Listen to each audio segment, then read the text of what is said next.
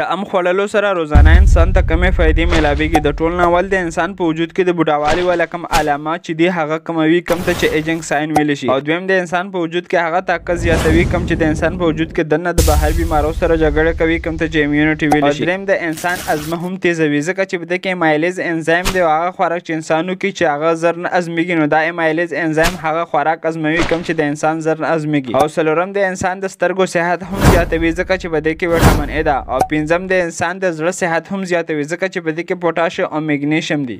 د ام خوړلو سره روزانه انسان ته کمې فایدې میلاویږي. د ټول ناول د انسان په وجود کې د بوډاوالي ولا کم علامات چې دي هغه کموي کم ته چې ایجنګ ساين ویل شي. او دویم د انسان په وجود کې هغه طاقت زیاتوي کم چې د انسان په وجود کې دنه د بهر بیمارو سره جګړه کوي، کم ته چې امیونټي ویل شي. دریم د انسان ازمه هم تیزوي ځکه چې بده کې مایلیز انزایم دی، هغه خوراک چې انسانو کې چې هغه زر نه ازمیږي، نو دا مایلیز انزایم هغه خوراک ازموي کم چې د انسان زر نه ازمیږي. او څلورم د انسان د سترګو صحت هم زیاتوي ځکه چې بده کې وټامین ای ده. او پنځم د انسان د زړه صحت هم زیاتوي ځکه چې په دې کې پوټاش او میګنیشیم دي.